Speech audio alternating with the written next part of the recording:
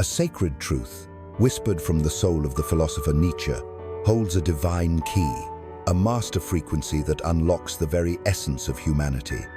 What a person hides tells you more than what they reveal. Have you ever felt this deep in your bones?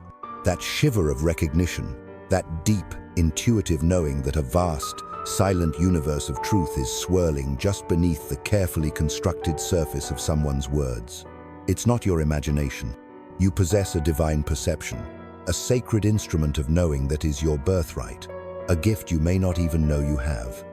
You already know so much more than you think.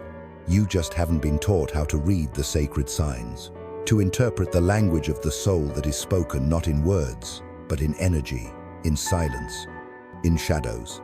Every person you meet, every soul you encounter on your path, is a walking, breathing oracle, leaving a trail of divine clues, a path of golden breadcrumbs leading back to the very core of their being.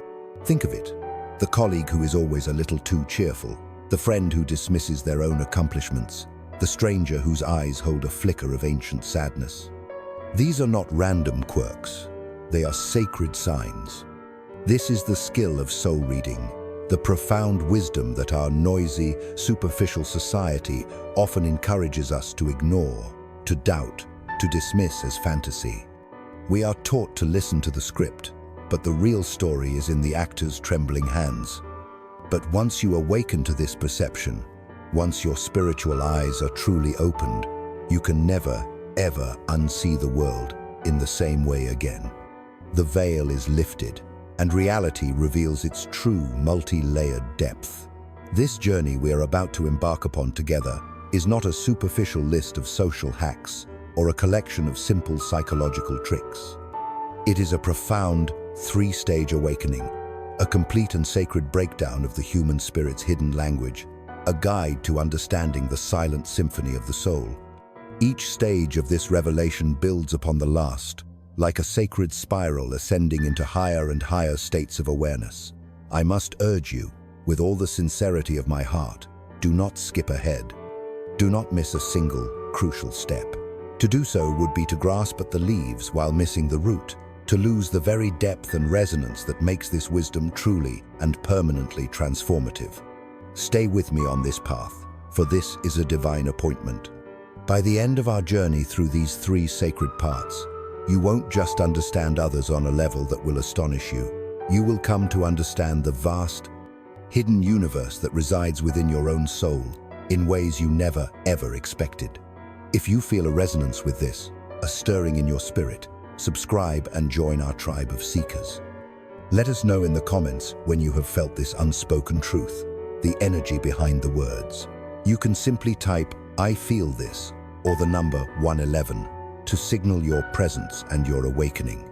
Let's begin by illuminating the foundational reason why we so often struggle to perceive the true, luminous essence of others.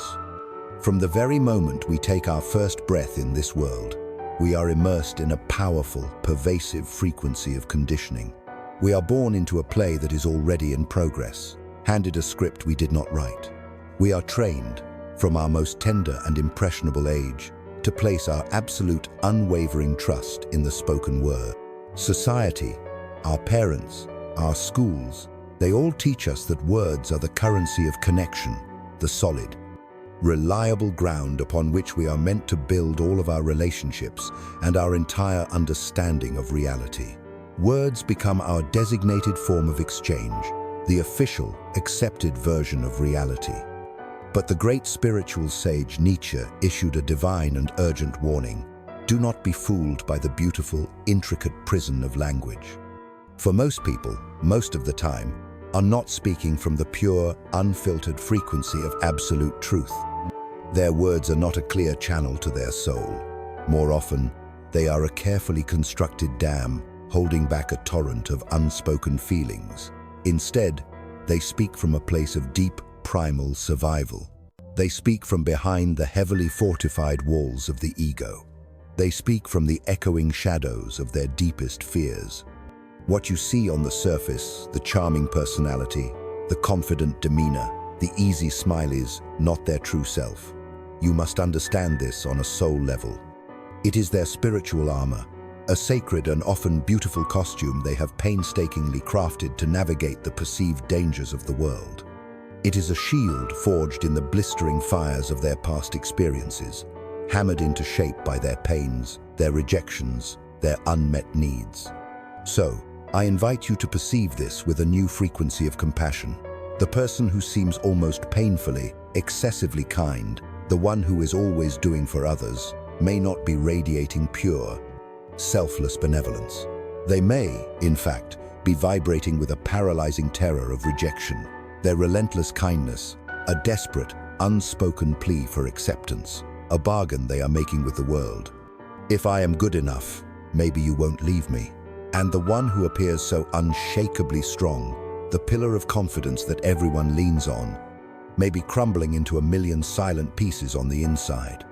Their projected strength is a meticulously constructed fortress, a wall built stone by stone to hide a profound fragility, and they are hoping with every fiber of their being that no one will ever notice the cracks. And here is the most deceptive, the most truly heartbreaking part of this grand human play. They don't even know they're doing it. They are not consciously trying to fool you. Most people are unconscious actors in a drama they did not write, reciting lines from a script they were handed in childhood, a script they have come to believe is their own. Their smiles, their carefully articulated opinions, their very tone of voice, all of it has been shaped, molded, and conditioned by a lifetime of experiences that taught them precisely what they needed to do to stay safe, to be accepted, to survive. This is why you must realize a fundamental truth. Most people are not hiding from you. In truth, they are hiding from themselves. Nietzsche once declared, with profound insight, that every deep spirit needs a mask. He didn't say this as an insult or an accusation, but as a statement of profound spiritual reality. It was a warning, a piece of divine guidance, for us to learn not to confuse the mask with the person, to never mistake the heavy, protective armor for the tender, vulnerable soul that resides, often trembling, within. So, if the words we hear are often masks, and the personalities we see are often armor, what then should you watch for? How can you learn to perceive the truth that vibrates like a low hum just beneath the noisy surface of daily life? Here is the sacred secret, the master key that unlocks everything. People leak the truth constantly. The divine, authentic essence of who they are, their soul's true frequency, bleeds through the cracks of their performance all the time. But you will not find this truth in their carefully rehearsed words or their polished public statements. You will find it in the cracks. You will find it in the subtle, almost imperceptible shifts in their energy. You'll see it in those fleeting moments when their eyes dart away, just for a millisecond, when a topic becomes too real, too close to a hidden wound. You'll hear it in the way their laughter lingers just a second too long, a slightly forced sound, a desperate attempt to fill an uncomfortable silence with noise. You will feel it, in your own body, in the way they abruptly and awkwardly change the subject the very moment a conversation veers too close to the raw, tender heart of their vulnerability. And this brings us to the first great psychological truth from Nietzsche, a cornerstone of this new perception. Everyone wears a mask to survive. This is not a sign of being fake or inauthentic. It is a profound sign of being scared. To survive the immense, often crushing pressures of society, of family, of existence itself, people create a version of themselves, a persona that they desperately hope will be accepted, that they believe will keep them safe from harm. But you must remember this. Masks, no matter how well crafted, are never perfect. They are not seamless. Under pressure, they slip. And the very first sign of truth that you will see, the first crack in the facade, is tension. Watch for what makes someone uncomfortable. Observe where their body tenses, where their voice tightens, where their easy smile falters. That is the sacred threshold. That is where their performance ends, and the real, vulnerable, and infinitely more beautiful person begins. The second sacred law you must learn is one of Nietzsche's most powerful and transformative insights. What a person hates in others reveals, with startling clarity, what they are desperately hiding in themselves. This is the divine law of projection. It operates like a spiritual mirror.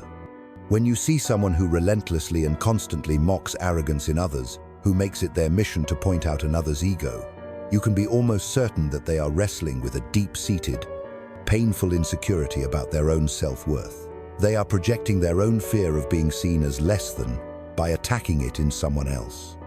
When you encounter someone who cannot stop pointing out dishonesty and betrayal in everyone around them, whose world is filled with liars and cheats, you are likely witnessing someone who is hiding a profound truth from themselves, a truth they have not yet had the courage to face, perhaps a past where they themselves were dishonest, or a deep fear that they are fundamentally untrustworthy. It is a cosmic principle. We despise in others the very parts of ourselves that we have disowned and exiled into the darkness.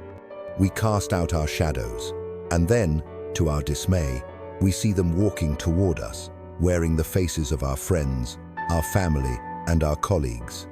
So, when you wish to truly read someone, don't just listen to what they say they admire. That is often part of the mask. Instead, look with piercing clarity at what they relentlessly and emotionally criticize, and then ask yourself the deeper question, why? Why does that specific trait trigger such a powerful, visceral, emotional frequency within them? The answer will tell you more about them than 1,000 conversations ever could. Third, you must come to understand that silence reveals infinitely more than words ever can. Nietzsche, in his profound wisdom, didn't believe that ultimate truth was found in conversation. In fact, he often saw language as a tool of the herd, a social construct, a system frequently used to avoid confronting the raw, untamed, and often terrifying reality of existence. Language can build beautiful bridges, but it can also build impenetrable walls. So, learn to listen to the spaces between the words. When someone pauses for just a moment too long before answering a simple question like, "Are you happy?" What is truly happening in that sacred, silent space? What are they weighing? What are they hiding? When they skillfully and repeatedly dodge certain topics, what painful territory are they navigating around? When they offer you short, rehearsed, almost robotic replies to your deepest, most sincere questions, that silence, that emptiness in their response, is louder and more revealing than any speech. A person who is constantly avoiding vulnerability is revealing everything about the fears that govern their inner world. They are showing you the precise map of their wounds, the geography of their pain, without ever having to utter a single, honest word. The fourth truth is a profound paradox that, once you see it, you will begin to notice everywhere you look. Excessive virtue is often just disguised vanity. You must become wary, spiritually discerning, of the person who loudly and publicly proclaims their own purity, their own righteousness. Be cautious around the one who is always correcting others, the one who is constantly preaching, posturing, and positioning themselves as morally superior. Nietzsche, with his eagle-eyed perception, called this the will to power in disguise. It is not about genuine goodness. It is a subtle, insidious form of control. Sometimes, morality itself becomes a mask, a convenient costume, for a deep-seated need to feel superior to others. The louder the virtue signal, the more fervently someone insists on their own perfection, the more likely it is that something very different, something shadow-like and insecure, is being hidden behind it. Remember this divine principle. Real goodness, true peace, genuine inner strength doesn't need to shout. It doesn't need applause. It simply is. It radiates, quietly and powerfully, from the core of a being who is at peace with themselves. This leads us to the fifth and perhaps most mind-altering of all these truths. People don't lie to you first. They lie to themselves. Let that sink in, because this one changes everything. The seemingly small lies you hear from other people every day, the casual, "I'm fine," from a friend whose eyes are filled with sadness, the dismissive, "I'm over it," from a colleague who is clearly still wounded, the defensive, "I don't care," from a loved one who is visibly hurt. These aren't lies that are crafted with the malicious intent to hurt you. They are lies that they have rehearsed to themselves in the lonely theater of their own minds, so often and for so long that they have come to believe them as truth. Nietzsche understood that self-deception isn't an act of evil, but a desperate act of defense. It's a psychological survival mechanism, a way to keep functioning in a world that feels painful, overwhelming, and unsafe. It's like putting a fragile, decorative vase over a deep crack in the wall. So, when someone's story doesn't quite add up, when their words feel hollow or inconsistent, don't immediately assume they are trying to deceive you. Instead, try to realize, with a wave of profound compassion, that they have likely been deceiving themselves for far, far longer. And that is precisely what makes reading them possible. Because the inconsistencies, the little glitches in their story, the cracks in their performance, are what reveal the deeper, hidden truth of their pain. And here is the powerful echo of that truth, the sixth sacred law, where someone feels the overwhelming need to be superior. They are always, without exception, hiding a deep-seated and painful feeling of inferiority. This is pure, unadulterated Nietzsche. He believed that the constant, frantic need to prove oneself, to be the best, the smartest, the most successful, is a classic form of overcompensation. Real, authentic confidence doesn't need to compete. It is a quiet, centered state of being. It is grounded in an inner knowing of one's own worth. So, if you know someone who needs to dominate every conversation, to control every situation, to constantly list their achievements and prove their worth, I invite you to look deeper. Look beyond the glittering facade. Because behind that gilded throne they've so carefully built for themselves, you will almost always find a scared, lonely inner child wearing a heavy crown that they secretly feel they don't deserve. The seventh truth is that most of our actions are not driven by conscious choice, but by deep, often unconscious fear. The primal fear of abandonment, the stinging fear of rejection, the paralyzing fear of humiliation, the crushing fear of failure. Nietzsche knew that human beings rarely act from a place of pure, unadulterated desire. More often than not, they act from a deep, primal fear of loss, the loss of status, the loss of love, the loss of security, the loss of self-worth. Their motivations are not about moving towards something, but about running away from something.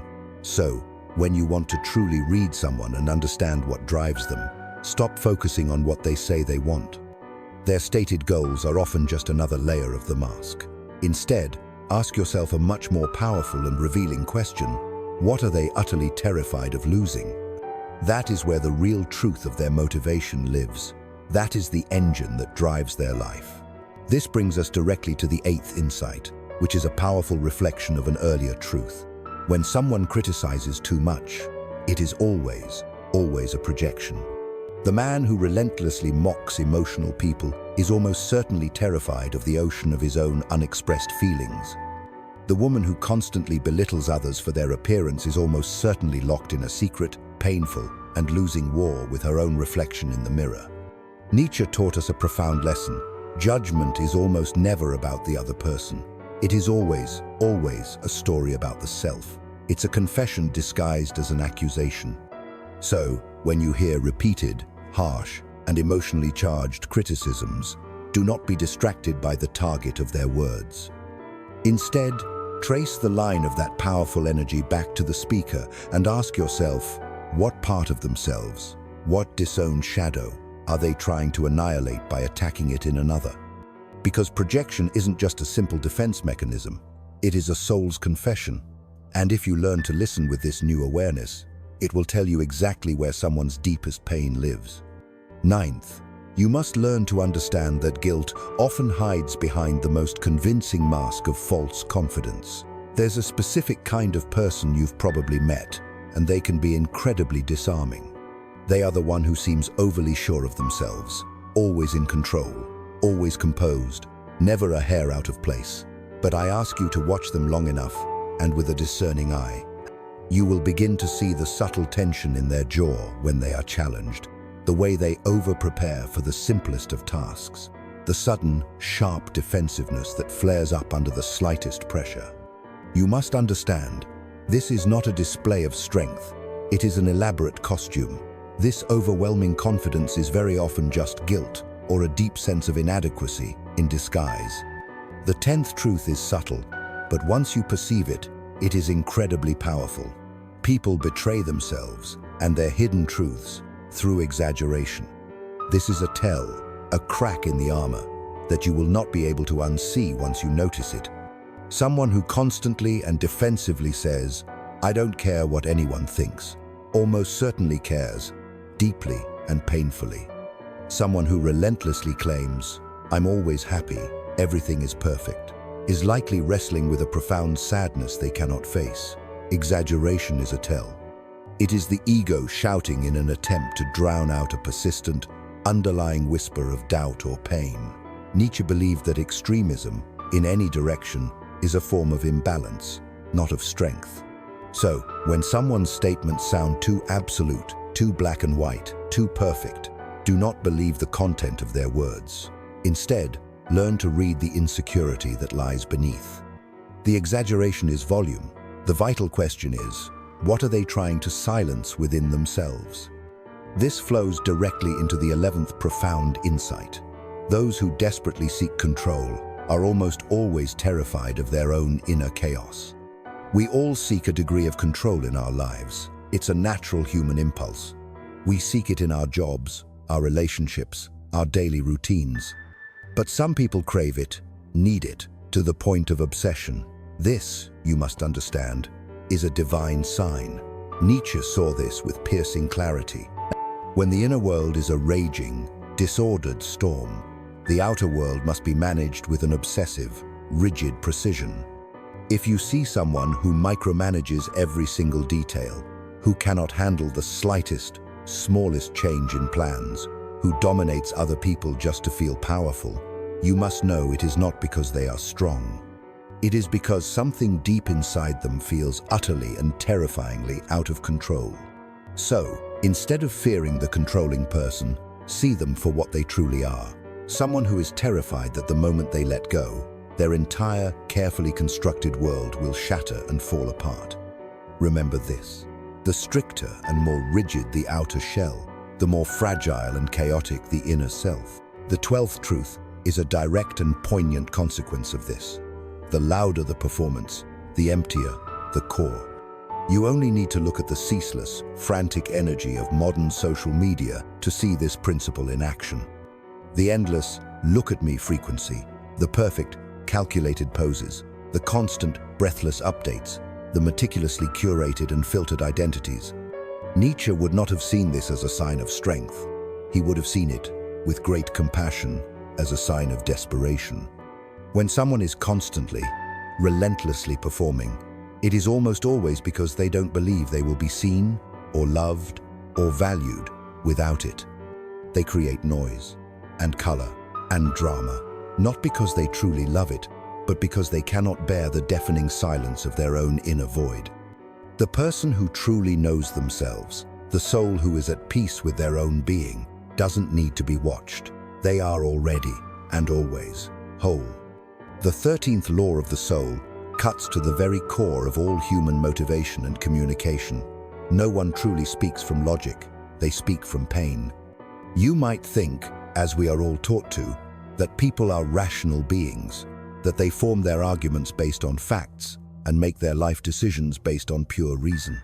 But Nietzsche believed, and saw clearly, that this was a profound illusion. He knew that underneath every logical argument, every rigid belief, every unshakable opinion, there is an emotional wound. A person might say, with great conviction, "I don't believe in love, it's just a chemical fantasy." But if you listen closely, with your heart, you will understand that they are not stating a fact. They are protecting a pain. People form their fundamental views of the world based on what has hurt them, and then, only afterward, do they use the tool of logic to build a fortress of justification around those views. So, when you truly want to understand someone's worldview, don't just ask them what they believe. Ask them, or ask yourself, what broke them. Ask what scared them into building that wall. Ask what painful experience they never, ever want to feel again. This simple shift in perspective changes everything. It moves your focus from, why are they saying this, to what are they afraid of repeating?